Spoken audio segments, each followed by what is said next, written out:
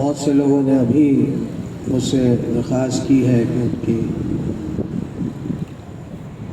خاص طور پہ معصومہ بیٹی ہے ان کی، اور جو بھی بیمار ہیں، اور ہمارے لاڑکانہ کے جو ڈپٹی کمشنر ہیں ان کی فیملی کے لیے، اور جو بھی حضرات یہاں یا ان کے فیملیز میں جو بیمار ہیں، دعا کریں پروردگار میں کہ سید سجاد انہیں صحت کاملہ عطا فرمائے، اور خصوصاً یہاں جو انتظام ہوا، مجالسیں ہوئیں، اس میں ہمارے سیکیورٹی کے جتنے بھی افراد ہیں، چاہے پولیس ہو، چاہے رینجرز ہو، اسکاؤٹس ہو، یا پھر ٹریفک کے اہلکار ہوں، انہوں نے بہت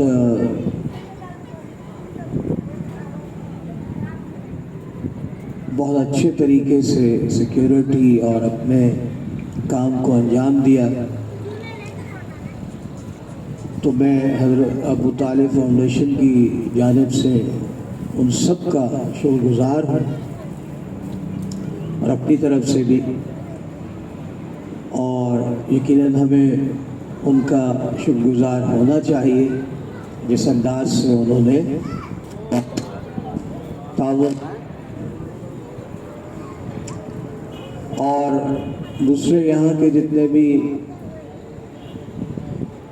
لوکل حضرات جو یہاں رہتے ہیں، ظاہر ہے ان کی بھی بڑی خدمات ہیں، ہم ان کا بھی شکریہ ادا کرتے ہیں، اور ہم تمام لوگوں کا بھی شکریہ ادا کرتے ہیں جو مسلسل یہاں پر آئے اور انہوں نے مولا حسین کی اور فاطمہ زہرا کو تعزیت پیش کی۔ اور میں خصوصی طور پر ہمارے حیدر بھائی سلیم سلونگی صاحب اور ہمارے آصف مرزا صاحب اور جتنے بھی کارکن ہیں، قمر بنی ہاشم امام بارگاہ کے ندیم سرور صاحب ہیں، اور انہوں نے جس انداز سے کیا، اور آپ تمام حضرات کو کوئی زحمت نہیں ہوئی، تو یہ بھی ایک بہت بڑی بات بھی ہے، اور ان کا شکریہ ہمارا فرض ہے۔ تو ان سب کی توفیقات میں، ان کے رزق میں اضافے کے لیے، اور جتنے ہمارے مرحومین گزر گئے ان سب کی بلند درجات کے لیے بلند آواز سے درود دے محمد و آل محمد پر۔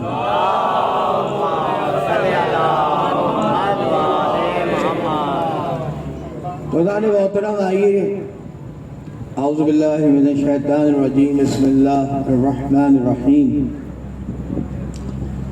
الحمدللہ الذی لہ ما فی السماوات وما فی الارض وَلَهُ الْحَمْدُ فِي الْآخِرَةِ وَهُوَ الْعَزِيزُ الْحَكِيمُ۔ الصلاة والسلام على أشرف الأنبياء والمرسلين، رحمة خاتم النبيين أبي القاسم محمد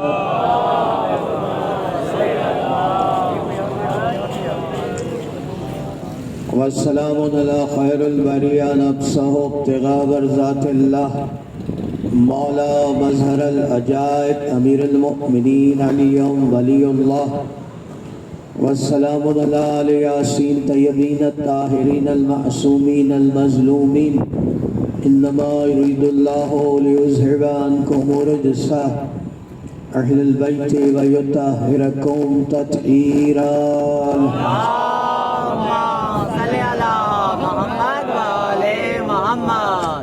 بعد قد قال اللہ سبحانہ وتعالی فی کتاب مجید، بسم اللہ الرحمن الرحیم، رب اجعلنی مقیم الصلاة ومن ذریتی ربنا تقبل دعا، صلوات بر محمد وآل محمد۔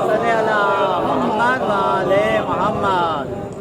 اللہ محترم ہمارے بزرگ ہیں منور سلونگی صاحب، ماشاءاللہ اب یہ صحت مند بھی ہے، ان کے لیے مسلسل ہم نے دعا کی، وہ پروردگار ان کو بھی ہمیشہ ہمیشہ کے لیے پروردگار صحت کاملہ عطا فرمائے۔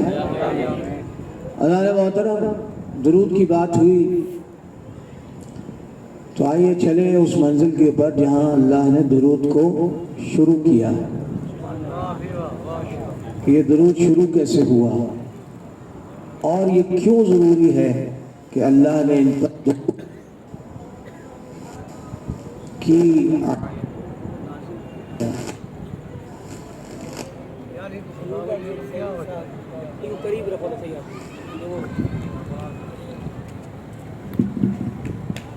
بر محمد والے محمد باواز بلندتر سلوات۔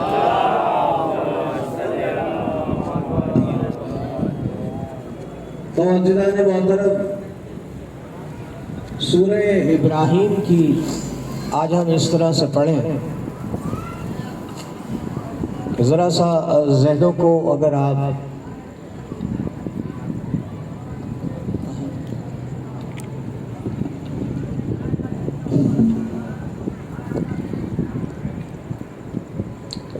ذہنوں کو بلند کیجئے ذرا تھوڑا سا، تو آئیے ہم ذرا قرآن کی طرف چلتے ہیں آج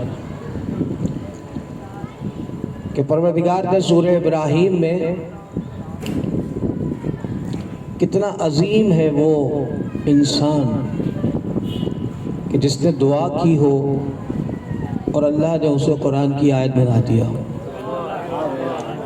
ہم سب دعا کرتے ہیں نا اذان محترم، تو حضرت ابراہیم نے دعا کی رب اجعلنی، یہ قرآن میں اللہ نے نازل نہیں کیا، کچھ حکم ایسے ہیں جو اللہ نازل کرتا ہے ڈائریکٹ، لیکن کچھ دعائیں ایسی ہیں جو اللہ کے برگزیدہ بندوں نے دعا کی ہی اللہ سے۔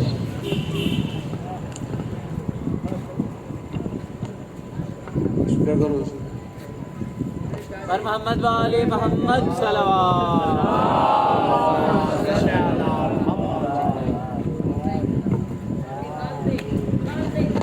تو عزیزان محترم اب یہ کتنے عظیم لوگ ہوں گے کہ جنہوں نے دعا کی اللہ سے، یہ اللہ اور ان کے درمیان ہے دعا، کسی تیسرے بندے کو پتہ نہیں ہے، لیکن اللہ نے اسے قرآن کی آیت بنا دیا اور قیامت تک یہ قرآن کی آیت بنی ہے۔ اب قیامت تک عزیزان محترم جو بھی قرآن پڑھے گا اس دعا کو ضرور پڑھے گا، اور نہیں کر رہے عزیزان محترم۔ تو اب میں کیا کروں، اس لیے کہ جب آپ تراویح کی نماز پڑھتے ہیں، فکر دے رہا ہوں آپ کو، آپ کا کانسیپٹ یہ ہے، آپ کا عقیدہ یہ ہے کہ کوئی بھی سوائے اللہ کے کسی کا ذکر ہونا ہی نہیں چاہیے، صرف اللہ ہونا چاہیے۔ اب اللہ کون سا ہوگا یہ نہیں پتا، اس لیے کہ اگر اللہ دماغ میں آیا تو اللہ تو نہیں ہے، وہ تو بت ہے ہمارا۔ آپ کے ذہن میں کچھ ہے، بچے کے ذہن میں اللہ کچھ ہے، ایک پڑھا لکھا آدمی ہے اس کے ذہن میں تو اللہ کا تصور تو آ ہی نہیں سکتا، اس لیے کہ وہ ہے ہی نہیں، نظر ہی نہیں آتا۔ خود قرآن میں اللہ نے کہا کہ میں نظر نہیں آ سکتا، آپ نے غور نہیں کیا؟ تو یہ کانسیپٹ آپ کہاں سے لائے کہ اللہ کا غور نہیں کر رہے تھا؟ یہ آپ کہاں سے لے آئے کہ اللہ کا تصور ہونا چاہیے؟ جب اللہ کا ہے ہی نہیں، نظر ہی نہیں آتا اللہ، تو تصور کیا کرو گے؟ اگر تصور کیا تو وہ آپ کا بت ہے، وہ اللہ تو نہیں ہے، اللہ تو اس کے علاوہ ہے۔ تو جب آپ نماز پڑھ رہے ہو تراویح کی تو پورا قرآن پڑھنا پڑتا ہے، پورا قرآن پڑھنا پڑتا ہے، تو پھر یہ آیت بھی آپ پڑھیں گے، رب اجعلنی مقیم الصلاۃ ومن ذریتی ربنا تقبل دعا۔ اب اس کے اندر کتنی چیزیں ہیں رب اجعلنی، اے پروردگار مجھے، سورہ ابراہیم کی آیت ہے، سورہ حضرت ابراہیم کی، اے پروردگار مجھے، ومن ذریتی، میری اولاد کو، تو اب تو ذریت بھی آ گئی، خود حضرت ابراہیم بھی آ گئے، تو اگر آپ کے عقیدے سے نماز گئی، اس لیے کہ تصور میں تو ابراہیم ہی آئیں گے نا، ذریت ابراہیم آئے گی، تو پھر اللہ نے دعا کیا کی، رب اجعلنی مقیم الصلاۃ ومن ذریتی ربنا تقبل دعا، میری ذریت کو، مجھے اور میری ذریت کو اپنی عبادت پر قائم رکھ، اپنی عبادت پر قائم رکھ۔ ہمیں غور کیا تو ربنا تقبل دعا، اے رب میری دعا کو قبول فرما، قرآن کی آیت بن گئی۔ تو اب سوال یہ ہے کہ دعا تو کی حضرت ابراہیم نے، اور یہ بھی کہا میری رب تو دعا کو قبول فرما، تو اب ایسا کیسے ہو سکتا ہے کہ اللہ نے دعا قبول کی ہو؟ تو ہمیں دیکھنا پڑے گا کہ حضرت ابراہیم کی جو ذریت ہے وہ اس دعا کے نتیجے میں جو وہ چاہتے تھے وہ کر رہی ہے یا نہیں، ورنہ تو بیکار ہے۔ تو عزیزان محترم، اسی لیے حضرت ابراہیم نے جو دعا کی، تب اللہ نے حضرت ابراہیم کو 2 بیٹے عطا کیے۔ کس عمر میں؟ اس عمر میں کہ جب اولاد پیدا نہیں ہو سکتی، اس عمر میں۔ اور عجیب منزل یہ ہے کہ حضرت داؤد نے، حضرت انبیاء جتنے انبیاء ہیں انہوں نے دعا کی کہ ہمیں بیٹا عطا کر، وارث عطا کر، تو وہ دعا کی حد تک تھی، لیکن حضرت ابراہیم ایک خاص اللہ کے برگزیدہ نبی ہیں کہ جن کے گھر میں فرشتے آئے بیٹوں کی بشارت دینے کے لیے، کہ اور نہیں کر رہے محمد والے محمد صلوات۔ اب اگر تھوڑی سی دیر ہو جائے تو آپ لوگ سنیں گے نا کہ نہیں بیٹھیں گے؟ صلوات پر محمد والے محمد۔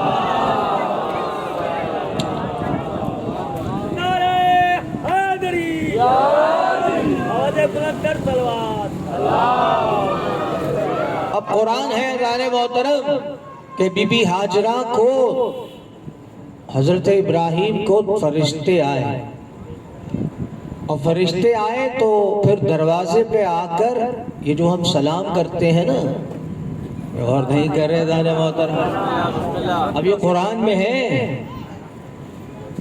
اپنی مرضی سے سلام نہیں کرتے، آل محمد کے جان چاہنے والے ہر وہ کام وہ کرتے ہیں جو حکم قرآن ہو۔ دروازے پہ آئے اور کہا السلام علیکم یا اہل البیت، اے اہل بیت آپ پر ہمارا سلام ہو۔ کون کر رہا ہے؟ فرشتے۔ ارے تم کرو نہ کرو، اہل بیت پہ سلام تو فرشتے کرتے ہیں۔ صلوات پر محمد وآل محمد۔ تب انہوں نے حضرت ابراہیم کو، حضرت ہاجرہ کو خوشخبری سنائی، تو بی بی ہاجرہ بڑی پریشان ہوئی، کہنے لگے اس عمر میں، اس عمر میں؟ کہا ہاں اللہ آپ کو اس عمر میں اولاد عطا فرمائے گا۔ 2 بیٹے عطا کیے، حضرت اسماعیل، حضرت اسحاق۔ دیکھیں میں دعا کی طرف جا رہا ہوں، اس دعا کو مت بھولے گا، یہ میرا جو ہے پرنسپل ہے دعا، رب اجعلنی مقیم الصلاۃ ومن ذریتی، میری ذریت کو بھی، یہاں ذریت نبی کی بگڑ گئی، میں غور نہیں کر رہا تھا محترم، نوح کی بیوی، نوح کا بیٹا بگڑ گیا، لوط کی بیوی بگڑ گئی، غور نہیں کر رہے دانے محترم، تو نبی کی اولاد بگڑے آتی ہے، ہم کیا ہیں؟ لیکن اب حضرت ابراہیم نے کہا میری ذریت کو، میری ذریت کو۔ عزیزان محترم، اب ذریت ابراہیم میں سے حضرت عیسیٰ کے جتنے بنی اسرائیل کے انبیاء آئے، حضرت عیسیٰ تک سارے حضرت عیسیٰ کی اولاد میں سے آئے، ابراہیم کی اولاد میں سے، حضرت اسحاق کی اولاد میں سے۔ اب وہ ساروں کے میں نام نہیں لے سکتا آپ کے سامنے، لیکن اس اندازہ کیجئے کہ آخری جو نبی آیا رسول اللہ سے پہلے وہ حضرت عیسیٰ ہے، وہ حضرت اسحاق کی اولاد میں سے۔ تو ان تمام انبیاء نے وہی کام کیا جو حضرت ابراہیم نے دعا کی، کیونکہ نبی تھے، اللہ کی عبادت، اللہ کا ذکر اس دنیا میں قائم رکھا۔ تو اب عجیب منزل یہ ہو گئی کہ حضرت ابراہیم علیہ السلام وہ ہیں کہ جنہوں نے سب سے پہلے بتوں کو توڑا۔ بس اسے یاد رکھیے گا دادا محترم، اس بتوں کو توڑنے پر چلوں گا میں، کہ پہلے حضرت ابراہیم علیہ السلام ہے کہ جنہوں نے بتوں کو توڑا، اور جب بتوں کو توڑا تو حضرت محترم جب توڑا تو حضرت ابراہیم غار میں کیا کرتے تھے عبادت۔ جب باہر نکلے تو دیکھا لوگ جو ہیں سورج کو اپنا خدا مانتے ہیں، تو انہوں نے کہا میں ایسے کو کیوں خدا مانوں جو صبح ڈوب جاتا ہے، لکھا سورج کو جو ڈوب جاتا ہے رات کو، پھر دیکھا چاند کی عبادت کرتے ہیں، کہا میں اس کی عبادت کیوں کروں، وہ خدا ہو ہی نہیں سکتا جو صبح ڈوب جاتا ہے۔ کہا یہ جو لوگ ستاروں کی عبادتیں کر رہے تھے کہ یہ خدا ہے۔ جان محترم میں آپ کو ایک ایک چیز کی طرف لے جا رہا ہوں، درود کی منزل ہے۔ یہ درود شروع کیسے ہوا؟ کہا ستارے، کہا یہ بھی ستارے ڈوب جاتے ہیں، یہ تو میرا رب نہیں ہو سکتا۔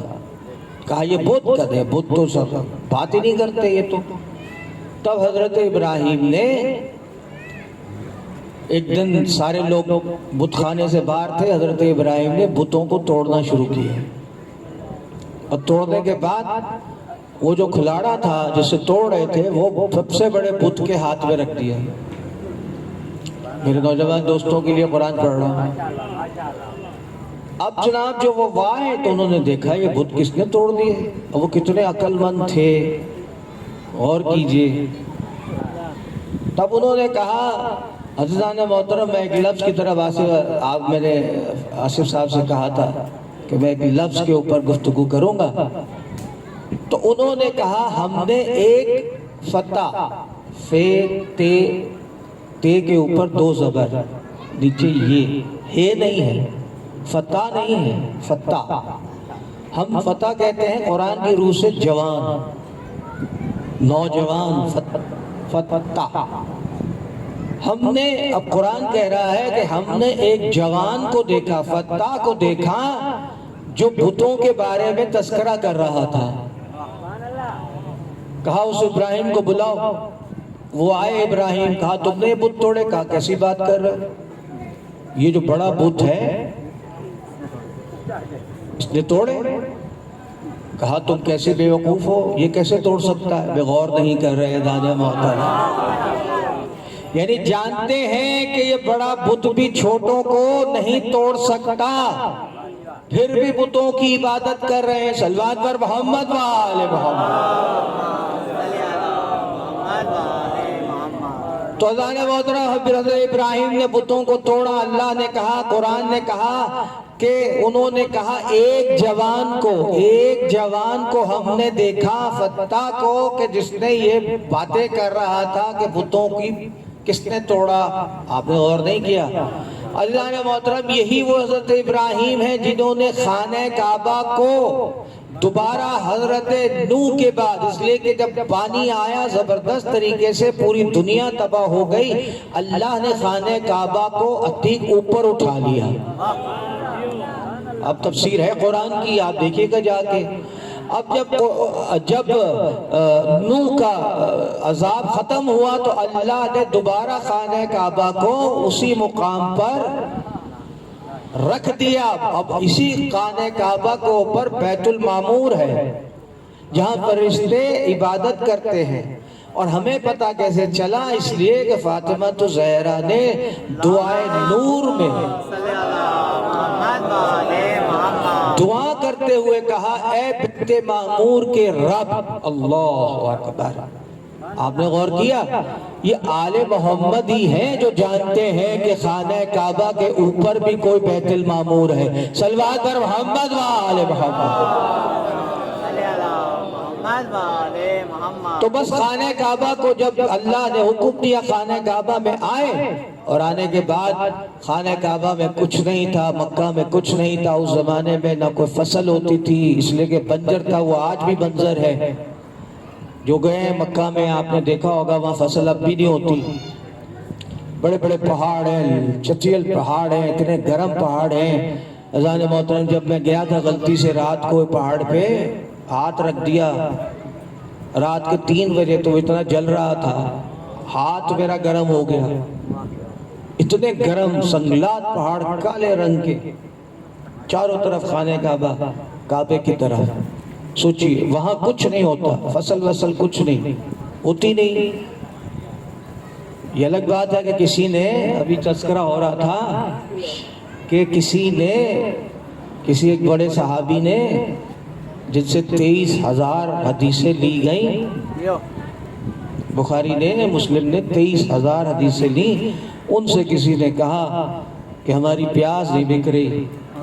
غور نہیں کر رہے. تو انہوں نے کہا کمیشن کتنا ہوگا؟ جب طے ہوا تو انہوں نے کہا مکے کی پیاس. لوگوں نے ایسے خرید لی. بعد میں ان کو پوچھا کہ مکے میں کچھ فصل بھی ہوتی ہے یا نہیں؟ صلوات پر محمد و آل محمد. تو زان محترم اب عجیب منزل ہے. آئیے ذرا آہستہ سے چلے، تھوڑی سی دیر ہوگی. مجھے آپ کو ایک مرکز پہ پہنچانا ہے. دیر تو آپ بیٹھیں گے نا، سنیں گے، یا پھر میں یہیں سے ختم کر دوں؟ تو درود پڑھ دیں محمد و آل محمد. تو اذان محترم عجیب منزل تھی جہاں اللہ کے حضرت ابراہیم نے مکہ میں، جب مکہ میں آئے تو اپنے ساتھ بی بی ہاجرہ کو بھی لے کے آئے، اسماعیل کو بھی لے کے آئے. اب یہ الگ بات ہے، وہ لمبی ہو جائے گی. لیکن جب ان کو یہاں پر رکھا تو اذان محترم بچہ بہت چھوٹا تھا. حضرت ابراہیم چلے گئے اور یہاں آ کر انہوں نے دعا کی، پروردگار اس جگہ پہ قرآن میں وہ آیت، وہ دعا مشہور ہے، میں اس کی ٹرانسلیشن آپ تک کر رہا ہوں. پروردگار اس جگہ پر لوگوں کے دلوں کو مائل کر دے. پروردگار یہاں ہر قسم کی روزی تو پیدا کر، جس میں ثمرات ہوں، پھل ہوں، فروٹس ہوں، سب کچھ ہو، اور اس روزی کو دراز کر دے. یہ دعا ہے حضرت ابراہیم کی. غور نہیں کر رہے؟ اب عزیزان محترم اس زمانے سے لے کر یہ کس طرح سے پوری ہوئی، غور یہ کرنا. یہ دعا کر کے حضرت ابراہیم چلے گئے. پھر ایک اور دعا کی، پروردگار اس کو بھیج، اس نبی کو، یعنی محمد رسول اللہ کے لیے دعا کی. قرآن میں موجود ہے، اس محمد کو بھیج جو یتلو علیہم آیاتی، جو قرآن کی آیتوں کی تلاوت کرے اور ہدایت کرے. آپ نے غور کیا، ایک حضرت ابراہیم کی دعا ہے اور ایک حضرت عیسیٰ کی دعا ہے کہ میرے بعد ایک نبی آئے گا، اس کا نام ہوگا احمد. محمد رسول اللہ کے لیے 2 دعائیں قرآن میں موجود ہیں. اب عزیزان محترم کیا ہوا؟ حضرت ابراہیم چلے گئے اور بی بی ہاجرہ وہاں موجود تھی. پانی تھا نہیں، کچھ بھی نہیں تھا نا، پانی بھی نہیں تھا. ایک چٹان پر حضرت اسماعیل کو رکھ کے بی بی ہاجرہ پانی کے لیے بھاگی. بھائی غور نہیں کر رہے. بی بی ہاجرہ پانی کے لیے بھاگی، کہا اللہ میاں میرا بچہ پانی. اور جب پانی نہیں ملا واپس آئیں تو دیکھا کہ اسماعیل کی پیروں کی رگڑ سے چشمہ ابلا پانی کا. پہلی مرتبہ مکہ میں پانی آیا تو اسماعیل کے جد اسماعیل محمد کے آل محمد کے جد کے پیروں کی میل ہے یہ چشمہ. اور جیسے ہی یہ چشمہ ابلا ویسے ہی حاجرہ نے دیکھا, آپ نے فوراً فرمایا زمزم. زمزم کا مطلب ہے رک رک, اس لیے اسے آب زمزم کہتے ہیں. تو اذان محترم جب پانی آیا تب پرندے آئے, مکہ میں اس طرح سے لوگوں کا آنا شروع ہوا. غور نہیں کر رہے اذان محترم, لوگوں کا آنا شروع ہوا. دعا کس نے کی تھی؟ ابراہیم علیہ السلام نے. اب آنا شروع ہوا, لوگ آنا شروع ہوئے, مکہ میں لوگ آئے. اور اس کے بعد عزیزان محترم پھر حج کے مناسک حضرت ابراہیم نے آ کے حج کو قائم کیا. امام جعفر صادق علیہ السلام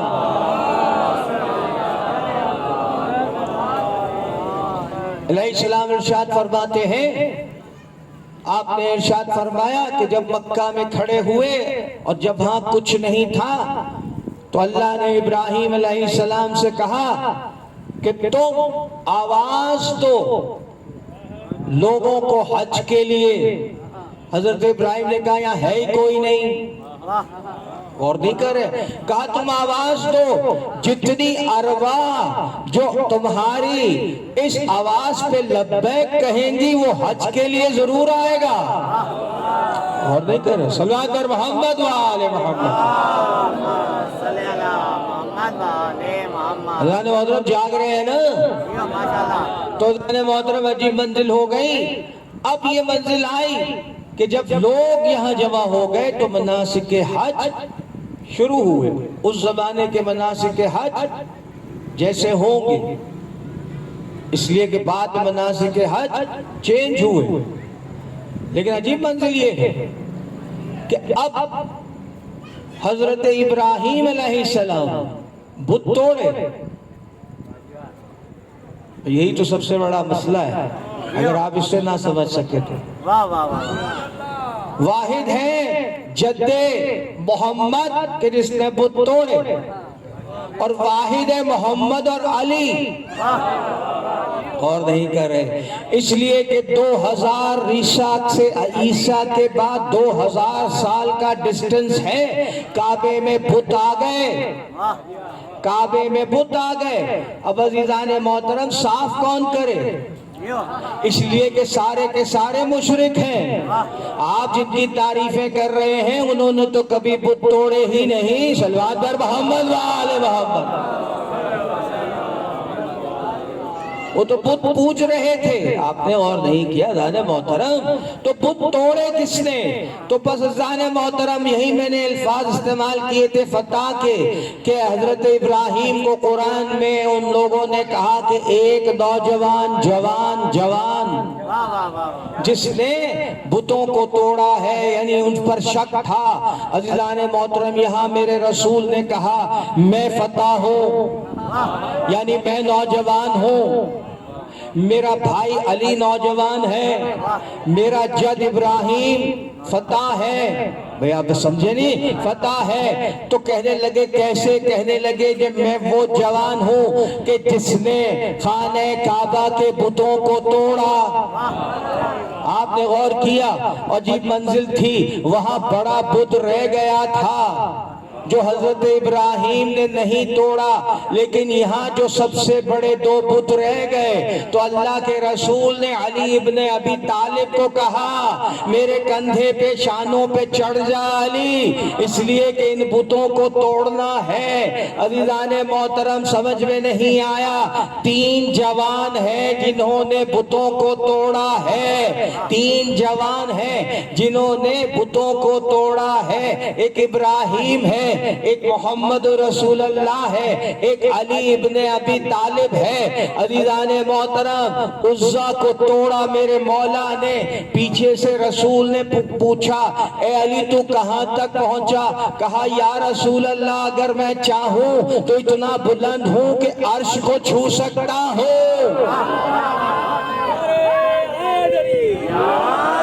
اور نہیں کہہ رہے زانے محترم، میں عرش تک چھو سکتا ہوں۔ تو مناسک حج کی منزل سمجھ میں آئی کہ بتوں کو توڑ کر خانہ کعبہ کو صاف کیا ہے۔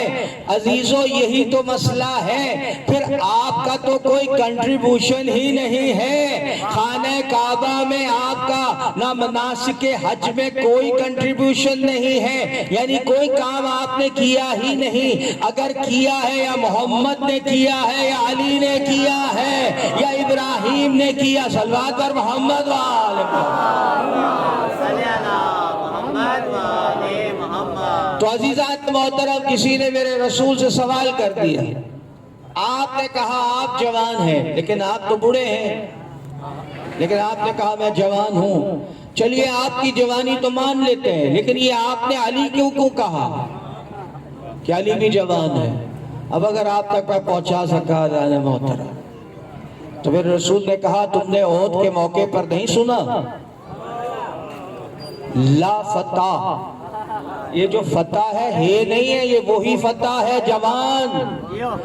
لا فتح اگر پڑھ لیں گے ہے فتح پہ تو لا کا مطلب ہے نہیں، یعنی فتح نہیں ہوا، لیکن یہ فتح وہی ہے قرآن کا، فے تے زبر دو زبر فتح، آپ نے کہا جس کا مطلب ہے جوان۔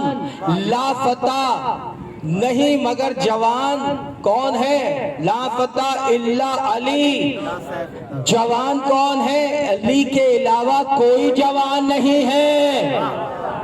لا فتح الا علی، لا سیف اللہ ذوالفقار، نہ علی جیسا کوئی جوان ہے نہ ذوالفقار جیسی کوئی تلوار ہے۔ صلوات پر محمد وآل محمد۔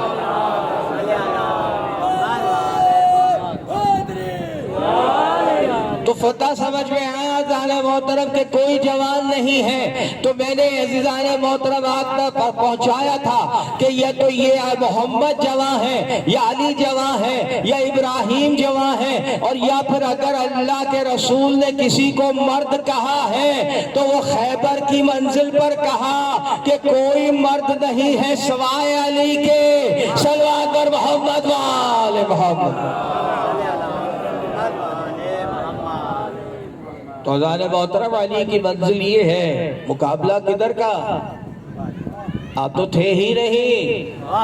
مناسک حج میں یہ جو 7 پھیرے ہیں قرآن میں نہیں ہیں۔ اب آپ قرآن میں ڈھونڈیں 7 پھیرے، یہ کہتے ہیں نا ہر چیز بتاؤ قرآن میں، تو مجھے 7 پھیرے قرآن میں بتا دو، طواف جسے کہتے ہیں آپ۔ 7 طواف کرتے ہیں نا، چکر لگاتے ہیں، چکر جو حج کر کے گئے، میں تو ماشاءاللہ حج بھی ہے عمرہ بھی کیا ہے، میں آپ تک پہنچا رہا ہوں۔ تو یہ 7 طواف کس کی سنت ہے؟ کس نے حکم دیا؟ کس نے قائم کیا؟ اب تاریخ اٹھا کے دیکھیے، حضرت عبد المطلب، حضرت ابو طالب کے والد، حضرت عبد المطلب امیر حمزہ کے والد، عباس کے والد، رسول اللہ کے دادا، چچا نہیں دادا، ہاشم کے بیٹے حضرت عبد المطلب جہالیت کے دور میں جب یہ حج کیا کرتے تھے، اب ماسی کی جگہ میں بھی کبھی کبھی جوش میں آ کے یہاں تالی مار دیتا ہوں، تو مارنی نہیں چاہیے برابر۔ عزیزان محترم، تو اس زمانے میں جو مشرک حج کیا کرتے تھے ننگے ہو کر، تالیاں مارتے تھے، سیٹیاں مارتے تھے اور حج کیا کرتے تھے، تو اس زمانے میں بھی اب میں کیا کروں؟ لوگ کہتے ہیں وہ کافر تھے، اب کافر تو آپ تھے،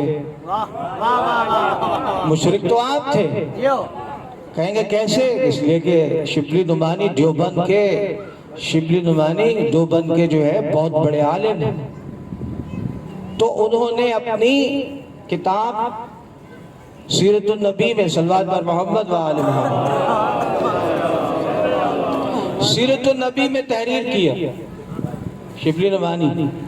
اب یہ تو خود تاریخ طبری میں بھی ہے، تمام تاریخ میں، لیکن میں دیوبند کے بہت بڑے عالم جنہیں انہوں نے اپنی سیرت النبی میں تحریر کیا کہ 360 قبیلوں میں سب کے بت ہوتے تھے۔ کتنے؟ 360 بت تھے خانہ کعبہ میں، اور ہر قبیلہ اپنے اپنے بت کی پوجا کرتا تھا۔ لیکن عجیب جملہ لکھا انہوں نے لکھا کہ بنی ہاشم کا کوئی بت نہیں تھا۔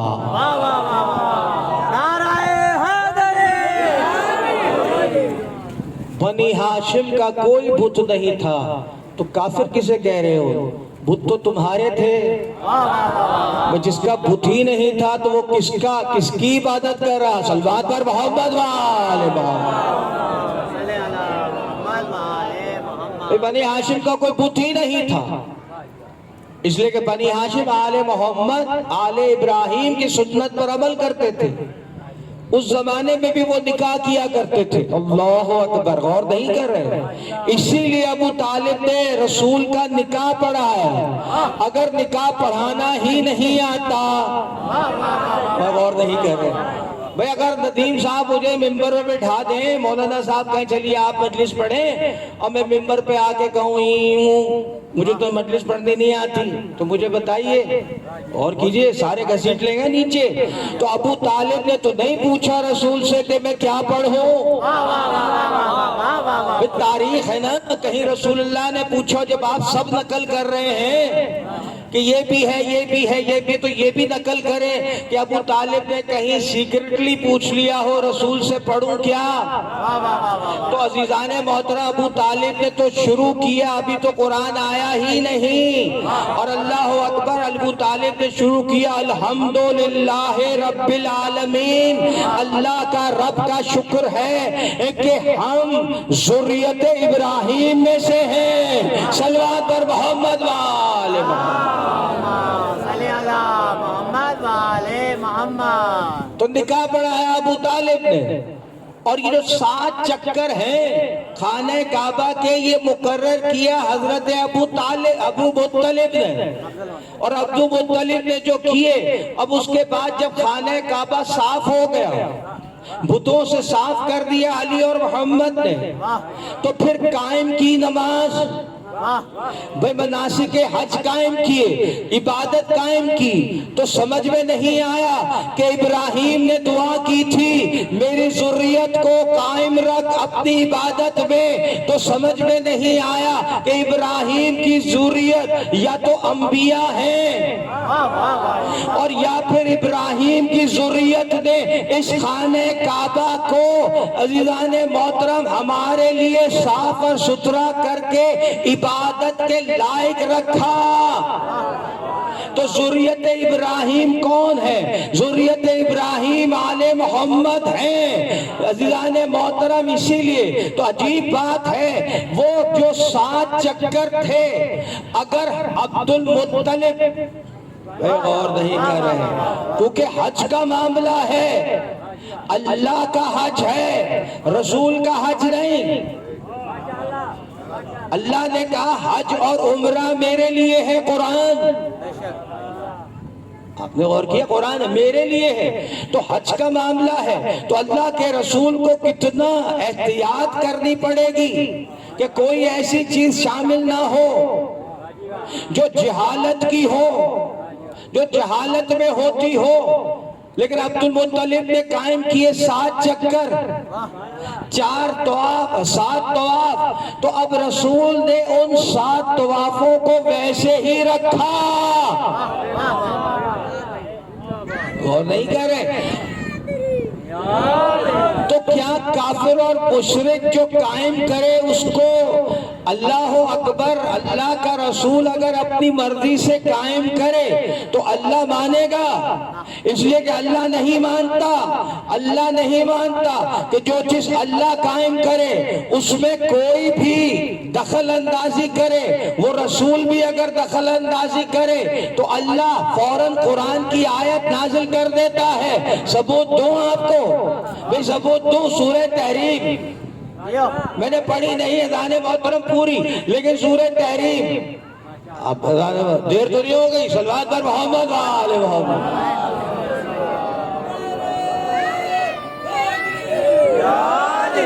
بتانے محترم سورہ تحریم، بی بی عائشہ ہماری ماں ہے، بی بی حفصہ حضرت عمر کی بیٹی ام المومنین ہے، قرآن نے کہا ام المومنین، تمہاری مائیں ہیں، ایکسپٹ ہے، ہم مانتے ہیں، نہیں مانیں گے تو قرآن سے انکار کریں گے، اور ہم قرآن سے انکار نہیں کر سکتے۔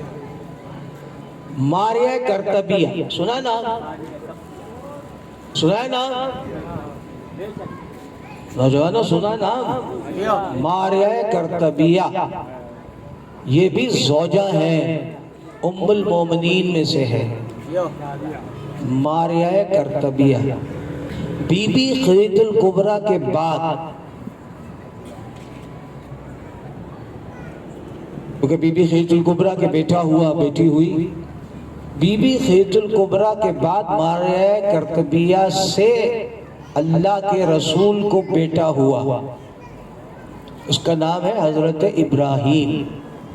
ایک ہے قاسم جو حضرت خدیجہ الکبریٰ سے، اور دوسرا کون ہے؟ ماریہ کرتبیہ۔ یہ کنیز تھی اور ان کو بادشاہ نے بھیجا تھا رسول اللہ کے لیے ایز اے گفٹ، اب یہ الگ مسئلہ ہے۔ پھر اس کے بعد اللہ کے رسول نے ان سے نکاح کیا تو ام المومنین ہو گئی۔ اب رسول اللہ جب یہ حمل سے ہوئی تو رسول اللہ کو پتا چلا کہ ان کے اولاد ہو رہی ہے، تو رسول اللہ زیادہ جانا لگے ان کے گھر، ان کے حجرے میں۔ یہاں دو خواتین تھی۔ اب یہ تمام روایتیں بخاری میں بھی ہیں، آپ نے غور کیا؟ میرے ساتھ جو بھی ریفرنس لینا چاہے میں اس کو دینا چاہتا ہوں، اہل سنت یہ کسی بھی ریفرنس سے۔ ماریہ کرتبیہ کے گھر بیٹھنا شروع ہوئے، زیادہ دیر لگائی، بچہ ہونے والا ہے، اور ماریہ کرتبیہ کے گھر بیٹھ کے یہ شہد میرے رسول کو بہت پسند تھا، تو وہ شہد پیا کرتے تھے۔ ان دونوں کو مسئلہ ہو گیا، اور نہیں کر رہے؟ جیو ماشاءاللہ، ان دونوں کو پرابلمز ہو گئی، ظاہر ہوتی ہیں، رنجش تو ہے۔ بالکل۔ اب میری تو ایک ہی بیگم ہے، جس کی 2-3 ہو اس کو تجربہ ہوگا، ابھی تک ایک ہی ہے ماشاءاللہ، اور ایک ہی رہے گی انشاءاللہ۔ درود پڑھ دیں محمد و آل محمد۔ اب ان دونوں نے پلان کیا، پروگرام بنایا، قرآن کی آیت ہے، تفسیر ہے، اگر میں غلط پڑھوں تو آپ مجھے پکڑ لیں، جو بھی ہے، جو بھی ریکارڈ کر رہا ہے، جیسے بھی تفسیر۔ ان دونوں نے پلان کیا، دونوں نے، کس نے؟ حفصہ نے اور بی بی عائشہ نے، کہ یہ وہاں جا کے بیٹھتے ہیں، اور وہاں جا کے یہ بہت شربت پیتے ہیں شہد کا، تمہارے پاس آئے نا، تو میرے پاس آئیں گے تو میں کہوں گی، جیسے ہی میرے قریب آئیں گے تو میں کہوں گی آپ کے دہن مقدس سے بو آتی ہے، شہد کی مکھی۔ اب وہ تفسیر لکھنے والوں نے ایک عجیب قسم کی تفسیر لکھی کہ شہد کی مکھی کا ایک ایسا پھول ہوتا ہے کہ وہ شہد میں، اس میں تھوڑی سی خوشبو کی جگہ بدبو آتی ہے، لیکن وہ شہد کی بدبو ہوتی ہے۔ اب اللہ کا رسول اور بدبو تصور نہیں کر سکتے، انہوں نے کہا ہے، عائشہ نے کہا، بی بی عائشہ نے کہا بدبو آتی۔ اب جب یہ حفصہ کے پاس گئے، انہوں نے بھی کہا کہ آپ کے پاس سے بو آتی ہے، یہ تو اتنا تک تو ہے، اس پہ سورہ تحریم آئی، آگے بات نہیں کرتا۔ لیکن اللہ کے رسول نے کیا کیا، یہ آپ تک پہنچا رہا ہوں۔ میں نے کہا نا کہ اللہ برداشت نہیں کرتا، جو حکم اللہ دے دے وہ رسول چینج نہیں کر سکتا۔ اللہ کے رسول نے کہا کہ آج سے میں اپنے اوپر شہد حرام کرتا ہوں. کیا کہا؟ سورہ تحریم آ گئی، اے رسول، اور نہیں کہہ رہے، اے رسول اپنی بیویوں کی مرضی کی وجہ سے اس شے کو تم کیسے حرام کر سکتے ہو جس کو اللہ نے حلال کیا؟ غور نہیں کر رہے. میں نے جملہ آپ تک اس لیے پہنچایا کہ یہ 7 چکر اگر وہ نعوذ باللہ کافر ہوتے، یہ تو مسلمان ہے نا، تب اللہ نے برداشت نہیں کیا. تو وہ اگر کافر ہوتے اور 7 چکر عبد المطلب نے رکھے ہوتے تو اللہ رسول کے ساتھ کیا کرتا؟ صلوات پر محمد وآل محمد. اور نہیں کہہ رہے دارے محترم، عجیب منظر ہے. آئیے، بہت دیر ہو جائے گی، چلیے میں سمیٹتا ہوں جلدی. اذان محترم، مجھے ایک مقام پر جانا ہے، اس لیے کہ اب حج مکمل ہو گیا. سارے حاجی میری طرح 7 چکر، کمال بھائی 4-5 رکھتے، زیادہ نماز پڑھ لے، کہتے میرے گھٹنوں میں تکلیف ہو گئی. 7 چکر کیسے لگائے گا؟ صلوات پر محمد وآل محمد. 7 چکر لگانا. ہر چکر پر آپ نے حجر اسود کو بوسہ دینا. ٹھیک ہے نا؟ اب آئی تقریر. اب اگر اس کو آپ ذرا بلندی سے سنیں گے نہیں تو پھر مزہ نہیں ہے. ذہنوں کو ذرا بلند رکھیں، حاضر رکھیں. نعرہ حیدر، محمد وآل محمد، بلندتر صلوات، صلی اللہ محمد وآل محمد. اب 50 لاکھ آدمی طواف کر رہا ہے. میں تو گیا ہوں نا، ایسے سانس نہیں نکلتا، سانس لینا پڑتا. جڑے ہوتے جنہوں نے حج کیا، ایک وقت میں وہاں پر تقریباً 20-25 لاکھ آدمی طواف کرتا ہے. اب حجر اسود کے اوپر جانا، بوسہ دینا، اور بوریوں کو میں نے دیکھا ان کے ہاں تو عقیدہ یہ ہے کہ جب تک حجر اسود کو وہ بوسہ نہیں دے لیتے ان کا طواف ہی مکمل نہیں ہوتا. اپنی عورتوں کو ایسے گزرتے ہو، ارے بھائی کو خدا کو مانو، اتنا رش، اور حجر اسود پہ بوسہ دے واپس آتا ہے اتنا تھوک ہوتا ہے اس کا منہ میں. جو بوسہ دیتا ہے وہ سارا تھوک ادھر ہی ڈال دیتا ہے. آپ نے غور کیا؟ تجربہ بتا رہا ہوں. یہ حجر اسود کو پھر کیا کہا شریعت نے کہ اگر آپ بوسہ نہیں دے سکتے تو آپ اشارہ کریں، اللہم، حجر اسود کی طرف دور سے اشارہ کریں، پھر آپ طواف کریں، پھر اشارہ کریں. ابھی تو آپ نے بتوں کو توڑا ہے، غور نہیں کر رہے دانے محترم. ابھی تو بتوں کو توڑا ہے، پھر یہ پتھر کو بوسا، بھی پتھر ہی ہے نا، وہ بھی پتھر تھا. اب اگر اس پتھر کی طرف رجوع کیا تو مشرک، اور اس کو بوسہ نہ دیا تو حج قبول نہیں. غور نہیں کر رہے، ہے تو پتھر نا. اذان محترم بڑی بری عادت ہے میری یہ تالی والی مارنے کی، پتہ جی منزل ہے، معافی چاہتا ہوں آپ حضرات سے. اذان محترم، اب بت وہ ہے پتھر، یہ ہے بھی پتھر، اس کو بوسہ دینا ضروری، ہاتھ سے اللہم کہنا ضروری.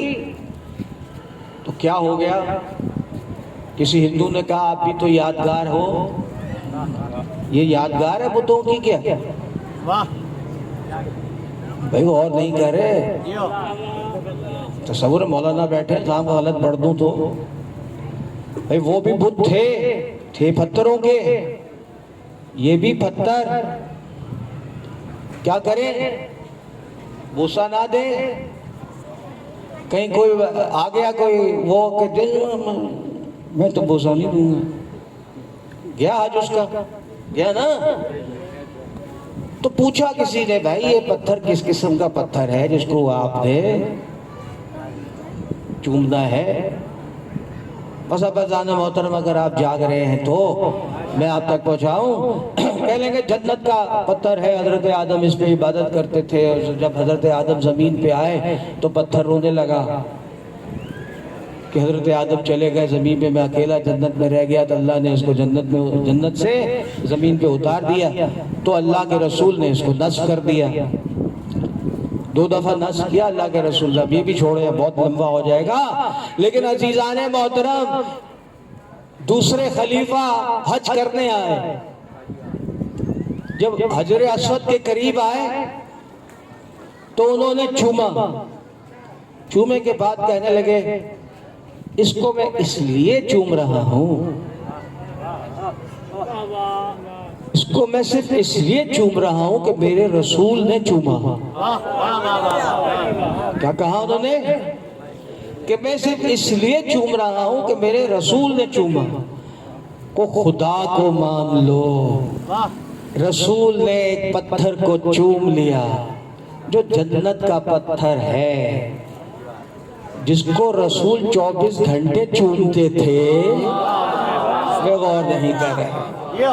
اور بھائی جس کو رسول 24 گھنٹے چومتے تھے گود میں لے کر، اسے حسن و حسین کہتے ہیں، اسے فاطمہ زہرا کہتے ہیں. وہ پتھر جنتی ہے، یہ جنت کے مالک ہیں.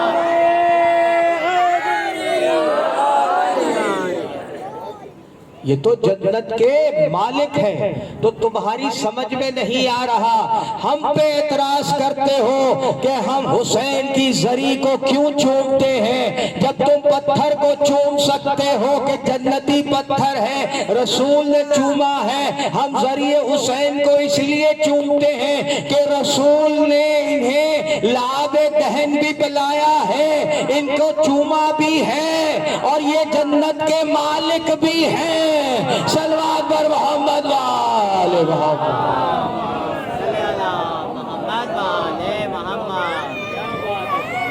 اور نہیں کہہ رہے تو یہ حج ہے آپ کا. حج میں اور کیا ہے؟ آپ نے جیسے ہی چکر لگائے اس کے بعد ضروری ہو گیا، پوچھے مولانا صاحب سے جس نے حج کیا ہے. میں نے تو کیا ہے بھائی، مجھے تو پتا ہے. پھر کیا کیا آپ نے؟ فوراً ان 2 پہاڑیوں کے درمیان، مروہ اور صفا، ان پہاڑیوں کے درمیان اب جو آیت اللہ ہو، پریزیڈنٹ ہو، ماشاءاللہ، ملک ہو، ذاکر ہو، مولوی ہو، ملنگ ہو، فقیر ہو، اب اگر ان 4 آپ نے غور نہیں کیا، وہ ایک رہ گیا اذان محترم، وہ تو میں آپ کو پہنچا نہیں سکا. ہاں، اب یہ 7 چکر لگانے کے بعد ایک مقام ہے جسے قرآن نے مقام ابراہیم کہا. قرآن میں مقام ابراہیم. اب خانہ کعبہ میں آپ بیٹھے ہیں، آپ ادھر سے نماز پڑھیں، ادھر سے نماز پڑھیں، خانہ کعبہ سامنے ہے نا، ادھر سے پڑھیں تو خانہ کعبہ، ادھر سے پڑھیں تو خانہ کعبہ، ادھر سے پڑھیں تو خانہ کعبہ، چاروں طرف سے جہاں مرضی نماز پڑھیں. لیکن ان چکروں کے بعد اللہ نے کیا کہا؟ مقام ابراہیم کے پیچھے نماز پڑھو، 2 رکعت پیچھے. اگر یہ 2 رکعت نہیں پڑھی تمہارے جتنے چکر ہیں وہ چکر رہ جائیں گے. غور نہیں کریں. اب مقام ابراہیم کیا ہے؟ ایک لمبا پروسیس ہے کہ مقام ابراہیم میرے نوجوان دوستوں آپ تک پہنچا دیتا ہوں. وہ پتھر ہے اس وقت کہ جب حضرت اسماعیل اور حضرت ابراہیم نے خانہ کعبہ کو بنایا، اور بنانے کے بعد جب ان کے قد سے اوپر چلی گئی بات، دیوار اوپر چلی گئی، تو حضرت ابراہیم نے دعا کی پروردگار اب کیا کریں؟ تو اللہ نے حکم دیا ابراہیم کو اس پتھر پہ کھڑے ہو جاؤ.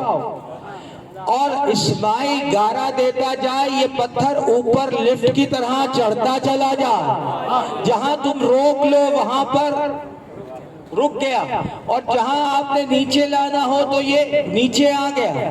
اب اس پتھر پہ حضرت ابراہیم کے پیر نقش ہو گئے، یعنی وہ شبیہ ہے حضرت ابراہیم کے پیروں کی، وہ آج بھی ہے، جسے جا کے دیکھنا ہے دیکھ لے۔ اللہ نے محترم دو نقش ہیں حضرت ابراہیم کے۔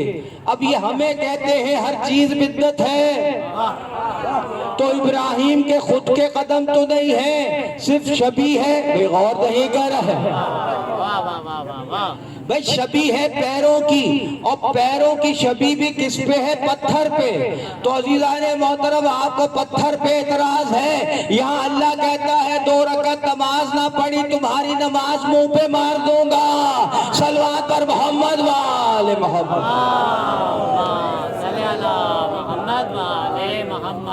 بی بی ہاجرہ عزیزان محترم بھاگی، ہر ماں بھاگتی ہے، اگر اس کے بچے کو پیاس لگے کون سی بات ہی بھاگے گی؟ مجھے بتائیے مولوی مفتی کہ تم جو بھاگ رہے ہو، بی بی ہاجرہ نہ نبی ہے نہ ولی ہے، یا نبی کی اطاعت کا حکم ہے نا، لیکن یہ کیسی خاتون ہے ماشاءاللہ ماشاءاللہ کہ آپ کو بھاگنا پڑتا ہے؟ ایک عورت کے بھاگنے کی وجہ سے، خاتون کی بھاگنے کی وجہ سے، تو سمجھ میں نہیں آیا یہ خاتون کون ہے؟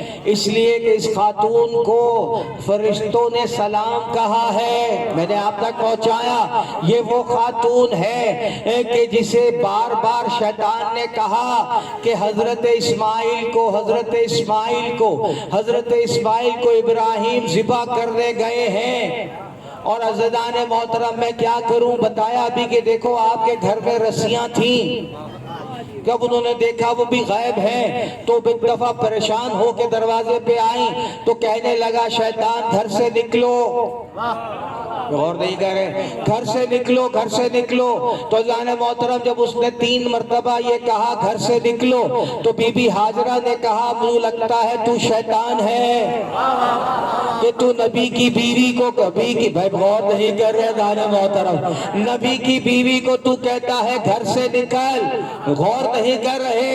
تو جانے محترم اب تاریخ میں کہیں بھی کسی مقام پر بھی اگر کوئی نبی کی بیوی گھر سے نکل گئی اور عزیزان محترم نبی کہہ کے گیا ہو کہ گھر سے مت نکلنا، تو عزیزان محترم مجھے بتائیے کہ فرق کیا ہے؟ بس یہی وہ منزل ہے کہ جہاں آل محمد کو پروردگار نے اس لیے برگزیدہ کیا، اور خانہ ابراہیم اور آل ابراہیم کو اس لیے برگزیدہ کیا کہ پھر ان پر درود واجب کر دیا گیا، اور پھر کہا اللہم صلی علی محمد وآل محمد کما۔ اب یہ کما یاد رکھیے، کما کے مطلب ہے جیسا، جیسا کہ درود تھا یا ہے کس پہ؟ ابراہیم اور آل ابراہیم پر۔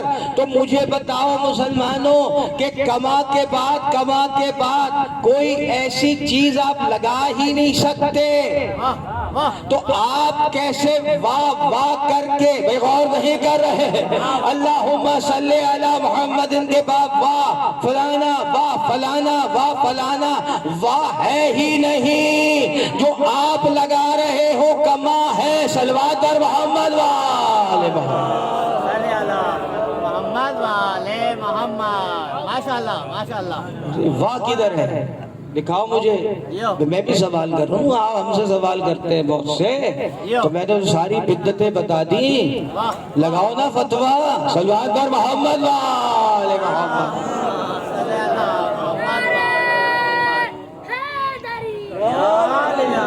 اسی لیے عزیزان محترم ہر وہ چیز جو اللہ نے نازل کی ہے، اور ہر وہ عمل جو اللہ کے رسول نے بتایا ہے اور کیا ہے، وہ عبادت ہے۔ بے شک آپ کو تکلیف یہ ہے کہ ہمارے بت توڑ دیے، اور ہمیں خوشی یہ ہے کہ اللہ کے رسول نے وحدہ لا شریک کو پھیلایا ہے. آپ نے نہیں، اللہ کے رسول نے پھیلایا ہے، آل محمد نے پھیلایا. یہی تو لڑائی تھی، یہی تو لڑائی تھی. یزید نے کہا کیا؟ یزید نے تو یہی کہا نا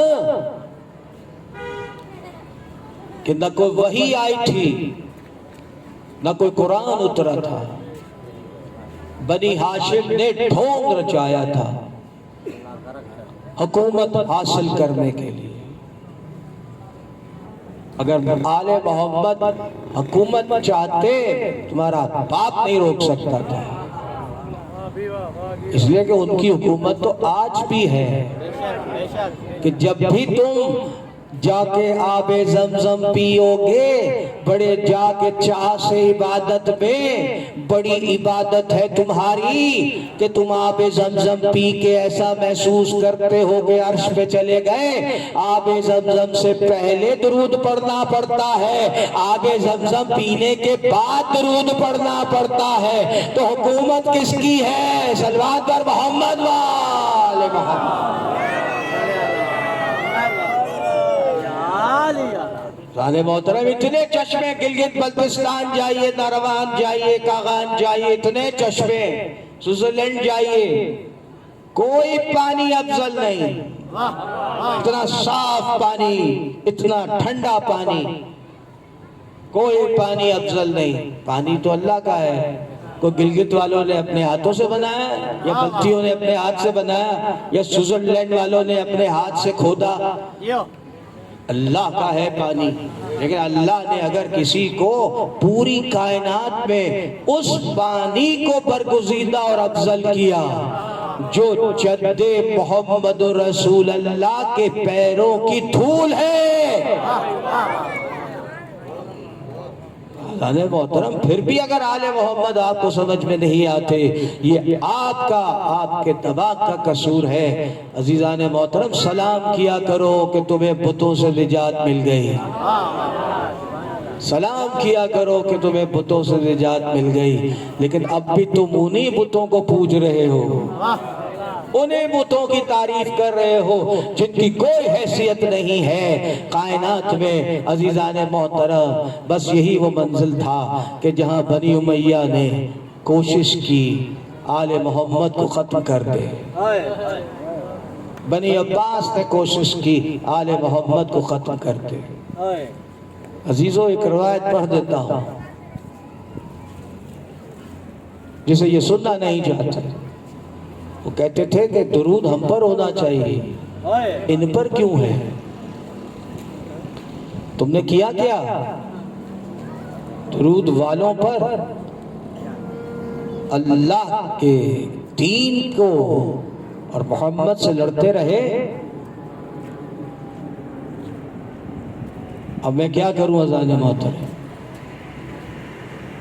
اس لیے کہ خلافت و ملوکیت مولانا مودودی، تاریخ تبری، تاریخ خلفاء ابو بکر، جلال الدین سیوطی، سب نے لکھا کہ امیر شام نے 70 اکابر صحابہ رسول کے قتل کیے صرف اس لیے کہ علی کو برا کہا. اور کریں، آج میں ان کا ہجر بن عدی کا ذکر کر دیتا ہوں. انتہائی اللہ کے رسول کے صحابی ہیں جنہوں نے رسول کے ساتھ مل کے جنگ کی. بلایا امیر شام نے ابن حجر عدی کو اور کہا علی پہ سب کرو. کہا کس پر؟ کہا علی پر. کہا جس سے ساری زندگی میں مودت کرتا رہا اس پر. کہا تمہیں قتل کر دیا جائے گا. کہا میرے ٹکڑے کر دو تب بھی میں علی کا برا نہیں کہوں گا. عزیزان محترم، بیٹا موجود تھا. کہا اچھا بتاؤ کہ بیٹے کو پہلے قتل کرے یا تمہیں؟ کوئی بھی باپ ہو تو کہے گا نا کہ پہلے مجھے قتل کرو. ہجر ابن عدی نے کہا نہیں، میرے بیٹے کو پہلے قتل کرو۔ کہا تم کیسے باپ ہو؟ کہا ہاں اس لیے کہ ایسا نہ ہو میرے قتل ہونے کے بعد یہ مکر جائے، علی کی ولایت سے جان بچانے کی خاطر مکر جائے، میرے بیٹے کو میرے سامنے قتل کرو کہ مجھے یقین ہو کہ میرا بیٹا علی کی محبت میں قتل ہوا ہے۔ اللہ اکبر۔ آسان ہے اذان محترم، سلام کیا کرو ان صحابیوں کو جو علی کے صحابی ہیں، جنہوں نے اس طرح سے قربانی دی۔ عزیزان محترم، عجیب منزل ہے کہ خوف کے مارے میں نہیں، دلیری کے ساتھ، ہمت کے ساتھ قتل کرو۔ عجیب منزل ہے اذان محترم، یہی تو منزل تھی۔ یہ تو صحابی تھے نا، آئے ان عزاداروں بیویوں کی طرف آئے ہیں،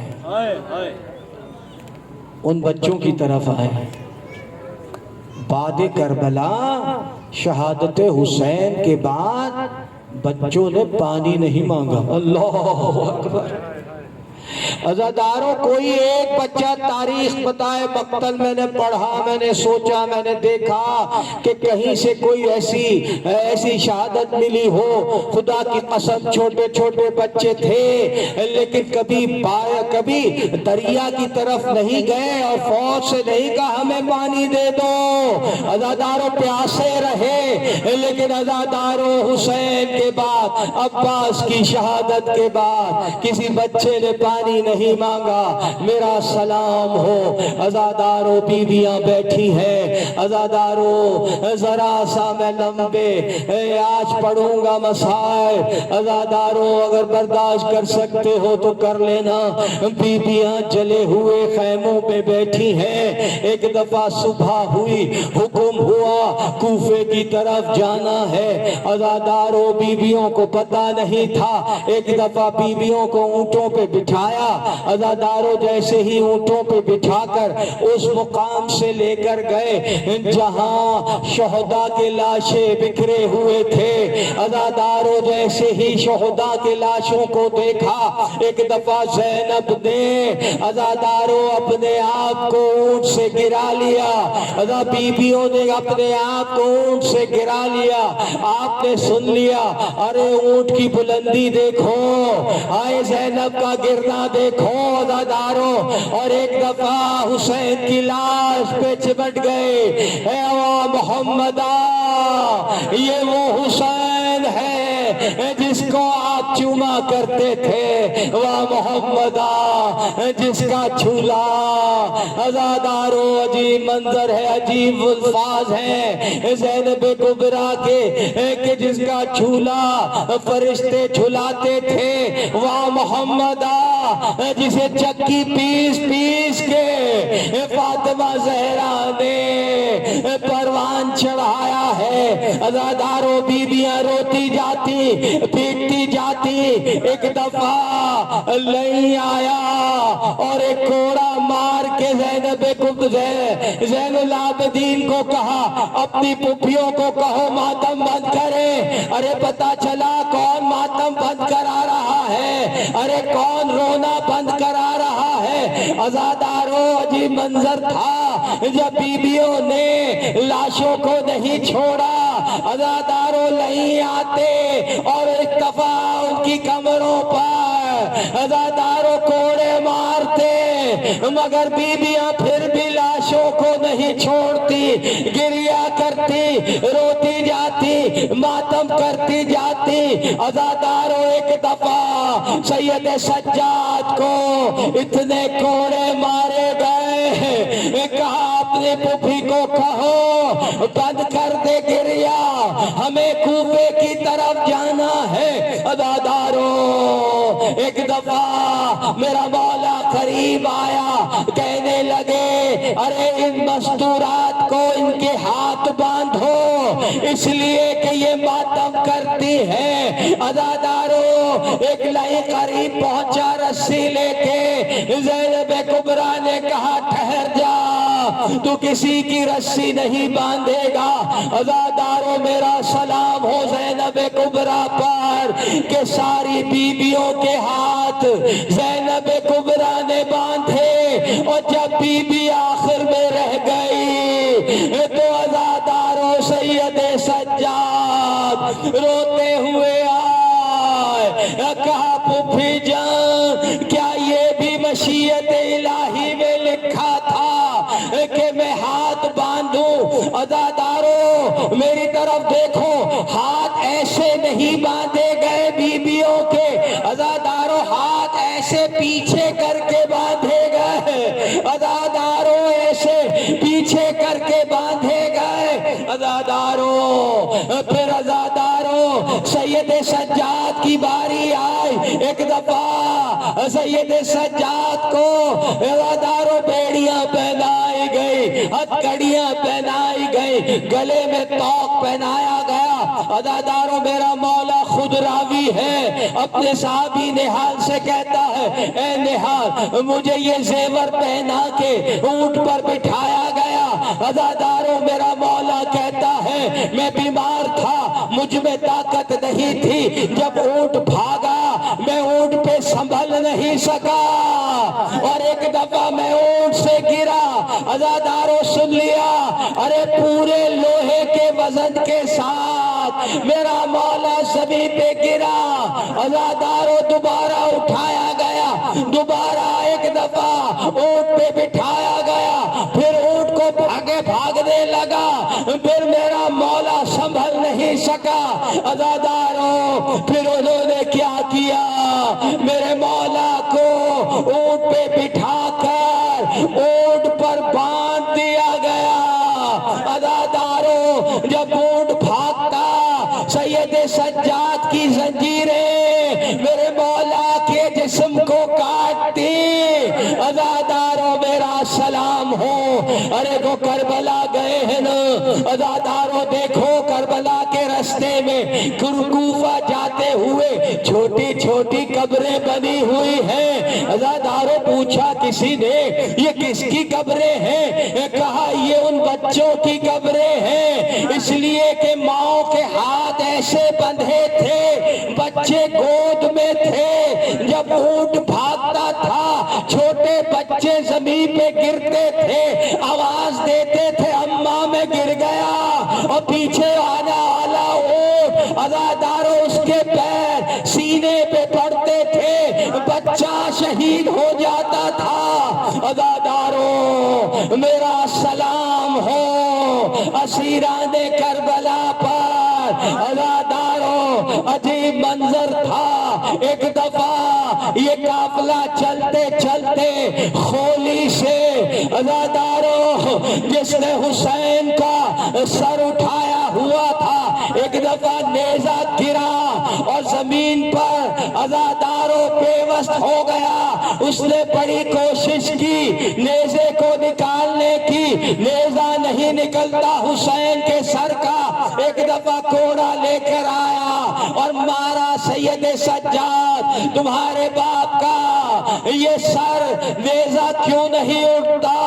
عزاداروں قریب پہنچے، ایک دفعہ پوچھا زینب، عزاداروں زینب نے دیکھا، ہائے چیخ مار کر کہا ہائے سکینہ گر گئے، ارے سکینہ نہیں ہے۔ عزاداروں زینب آوازیں دیتی چلی، ہاں سکینہ، ہائے سکینہ۔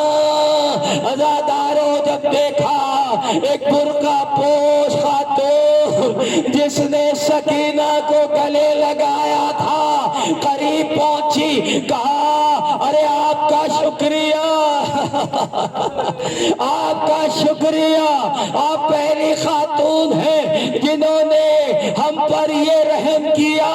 ایک دفعہ آواز آئی زینب پہچانا نہیں؟ ارے تیری ماں فاطمہ۔ عزاداروں میرا سلام ہو بی بی پر۔ عزاداروں جب زینب کبریٰ ایک دفعہ مدینے پہنچی تو عزاداروں یہ بھی سن لو، خدا کے لیے کتنا بڑا عزاداروں کتنا بڑا ظلم برداشت کیا زینب نے. کہا زینب خواتینوں نے پوچھا آپ کے سر پہ آپ کے ماتھے پر یہ اتنے زخم کیسے ہیں؟ کہنے لگی مت پوچھو. کہا نہیں بتائیے. کہا جب بچے گرتے تھے نا اونٹوں سے. عزاداروں بی بی کہنے لگی قافلے کو روکنے کے لیے ہاتھ بندھے ہیں زینب کے. میں اپنے آپ کو اونٹ سے گراتی تھی میرے ہاتھ بندھے تھے. ارے عباس کے ہاتھ نہیں تھے تو روتے ہو. یا زینب کے ہاتھ بندھے ہیں. کہتی تھی میں ماتھے کے بل گرتی تھی میرا ماتھا اس لیے زخمی ہے. عزاداروں میرا سلام ہو. عزاداروں مجھے سکینہ کے یہ مصائب رستے کے ضرور پڑھنے ہیں. ایک جگہ مقام پہ قافلہ رکا. عزاداروں سکینہ نے دیکھا. کہا زینب کبریٰ سے پھوپھی جان بڑی پیاس لگی ہے. ارے جملہ سمجھ میں نہیں آیا. ارے پانی بھی کم دیتے تھے. کہنے لگی اے زینب کبریٰ سے بڑا گلا خشک ہے. یہ فوج کو پانی پلا رہے ہیں. یہ فوج کو پانی پلا رہے ہیں. پھوپھی جان میں پانی مانگ لو. عزاداروں بی بی نے کہا تجھے پانی نہیں ملے گا. ہاں بی بی حجت پوری کر لے. عزاداروں سکینہ قریب آئے. وہ جو پانی پلا رہا تھا آل محمد کے صبر پر سلام. عزاداروں ایک دفعہ بی بی نے کہا اگر کوئی چھوٹا بچہ ہوتا اگر میں بھی ہوتا اس سے کوزہ چھین لیتا پانی کا اس لیے کہ میں پیاسا تھا. ہائے سکینہ صبر کے ساتھ کھڑی ہو کر کہنے لگی تو سب کو پانی پلا دے. میں نے تو مصائب کا جملہ پڑھ دیا. کہنے لگی تو سب کو پانی پلا دے. ارے ساقیے کوثر کی بیٹی پیاسی. ارے غور نہیں کر رہے اس سے زیادہ آزمائش کیا ہوگی آل محمد کی. عزاداروں کہنے لگی تو سب کو پانی پلا دے. جب پانی بچ جائے تو مجھے پانی دے دینا. عزاداروں وہ نہیں آیا اور ایک دفعہ سکینہ نے کوزے کو آگے کیا. تب لئی نے کہا تو کس کی بیٹی ہے؟ عزاداروں کوئی اور بچی ہوتی پیاس کے عالم میں جھوٹ بول دیتی لیکن نہیں. میرا سلام ہو آل محمد کی صداقت پر. عزاداروں کہنے لگی میں حسین کی بیٹی میں حسین کی بیٹی ہوں. عزاداروں اس نے کہا کوزے کو آگے کر. عزاداروں بی بی نے کوزہ آگے کیا. لئی نے کوزے میں پانی نہیں ڈالا ریتی میں بہا دیا.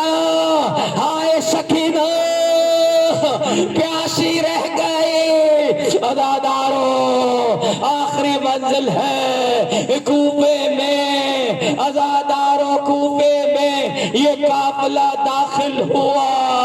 عزاداروں خدا مجھے نہ پڑھاتا. عزاداروں مگر کیا کہوں میرے امام نے کہا ہمارے ظلم کو چھپانا نہیں. عزاداروں کوفے میں ابن زیاد نے عزاداروں حکم دیا کہ جتنے سر ہیں یہ نوکے نیزے پر ہر سر کے پیچھے نیچے اس کی ماں کو کھڑا کرو. رباب کے اصغر کے سر کے نیچے ساتھ میں رباب کھڑی کی گئی. اکبر کے سر کے نیچے لیلا کھڑی کی گئی. عزاداروں ترتیب دی گئی. عزاداروں عجیب منظر ہے کاش میں نہ پڑھتا. ایک دفعہ ابن زیاد نے ہنستے ہوئے پوچھا یہ کس کا سر ہے؟ کہا یہ اکبر کا سر ہے. عزاداروں ایک دفعہ کہا اکبر کو برچھی کس نے ماری تھی؟ ایک دفعہ بلایا اسے. عزاداروں ہنستا ہوا اسے انعام دینے لگا کہ واہ تو نے کیا کام کیا. عزاداروں بیویاں رونے لگی. ہمارے سامنے ہمارے بچوں کے قاتلوں کو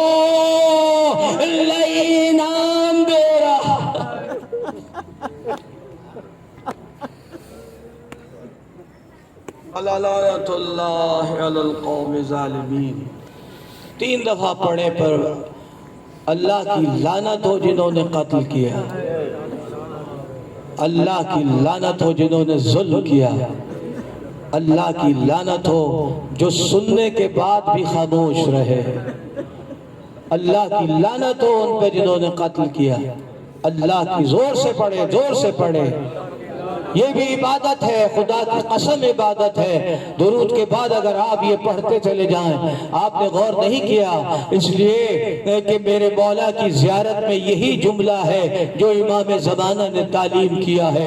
لعن اللہ امتن قتلت کا، لعن اللہ امتن ظلمت کا، لعن اللہ امتن سمعت بذالک فرضیت.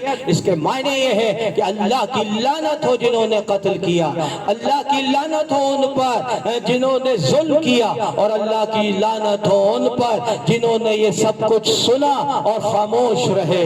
ایک دفعہ 3 دفعہ اور پڑھیں. اللہ کی لعنت ہو ان پر جنہوں نے ظلم کیا، اللہ کی لعنت ہو ان پر جنہوں نے قتل کیا، اللہ کی لعنت ہو ان پر جنہوں نے سن کے اور جواب نہیں دیا اور وہ خاموش رہے. الا لعنت اللہ علی القوم الظالمین. ماتم حسین.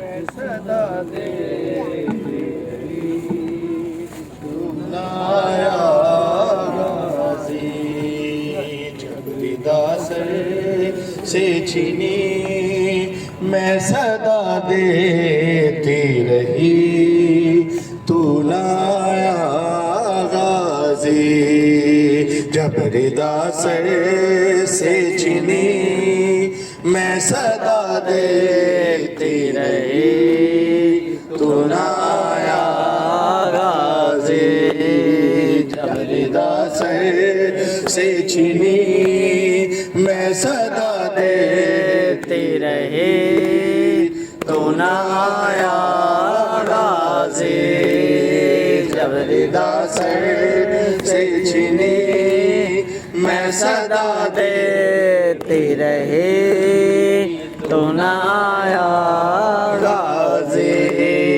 آل عمران نے کہا اور زندہ نے کہا، لے بہن قید ہوئی تو نہ آیا غازی، جب ردا سر سے چھینی میں صدا دیتی رہی تو نہ آیا غازی، جب ردا سر سے چھینی میں صدا دیتی رہی تو نہ آیا غازی.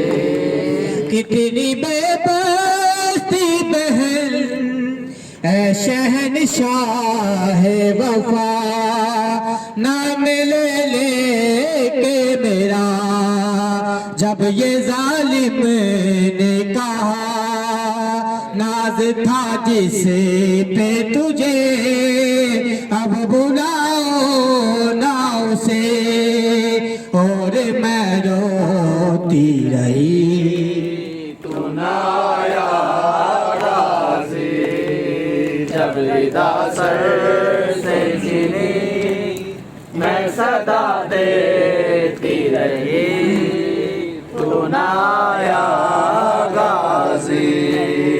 ہم کو پانی نہ ملے تیری خوشبو تو رہے، تیرے بازو نہ کٹے چاہے مشکی زاچی دے، یہ مگر ہو نہ سکا تیرے بازو ہے جدا، مجھ پہ ہے تشنہ لبی تو نہ آیا غازی، جب ردا سر سے چھینی میں صدا دے रही तू ना आया गाजी जब रिदा सर से चुनी मैं सदा देखती रही तू ना आया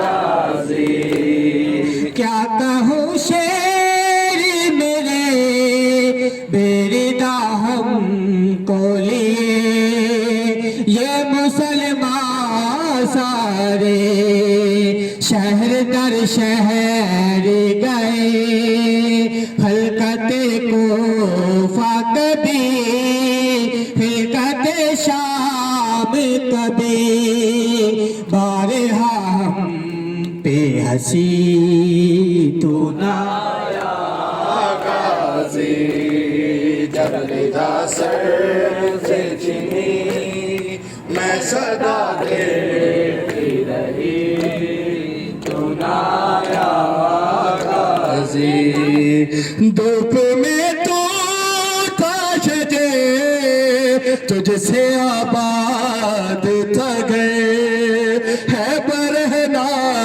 मेरा सर क्या नहीं तुझको खबर ऐ अलमदारे वफा इस बहन को बाखुदा तुझसे ढारस थी बड़ी तू ना आया गाजी जब रिदा सर से चुनी मैं सदा देखती रही तू ना आया गाजी जब रिदा सर से चुनी मैं सदा देखती रही तू ना आया गाजी आ गई शाम आलम लुट गए अहले हरम रेत पर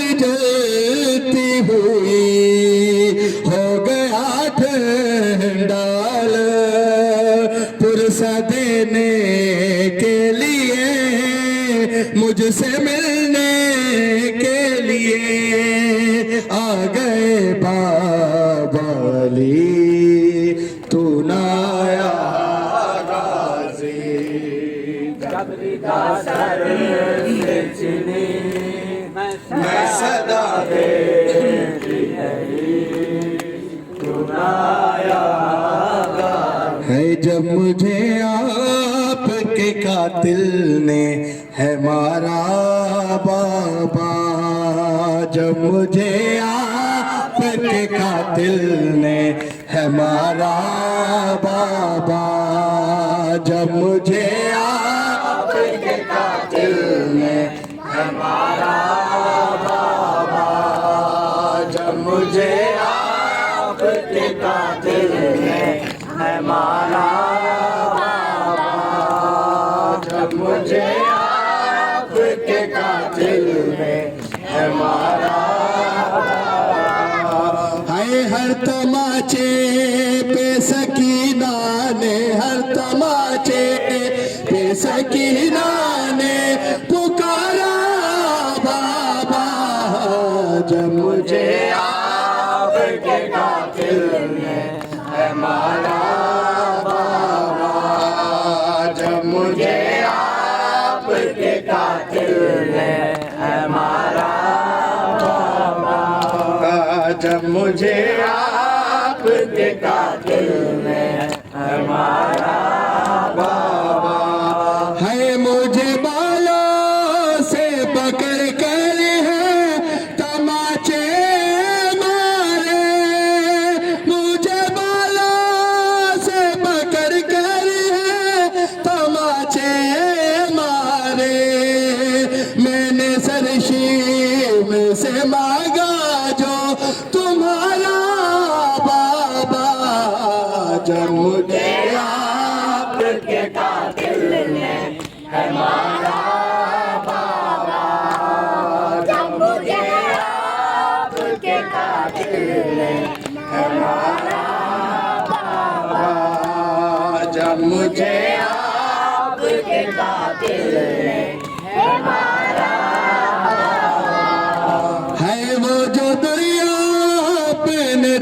تحفے میں مجھے بخشے تھے، وہ جو دنیا اپنے تحفے میں مجھے بخشے تھے، ان کو بے دردی سے ظالم نے اتارا بابا، جب مجھے آپ کے قاتل نے ہے مارا بابا، جب مجھے آپ کے قاتل ہے مارا بابا، جب مجھے آپ کے قاتل نے ہے مارا بابا، ہے آپ کے سینے پہ آرام سے سونے والی، آپ کے سینے پہ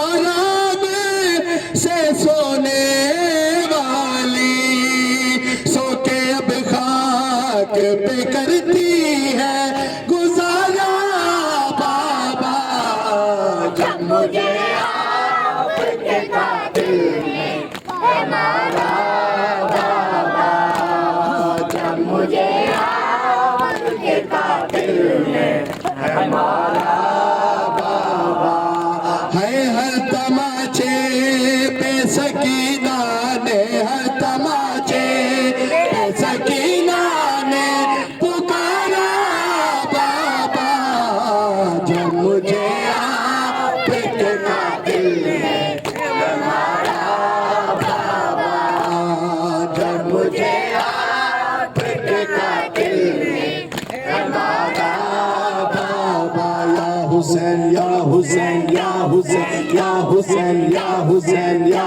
حسین یا حسین یا حسین یا حسین یا حسین یا حسین یا حسین، پر محمد آل محمد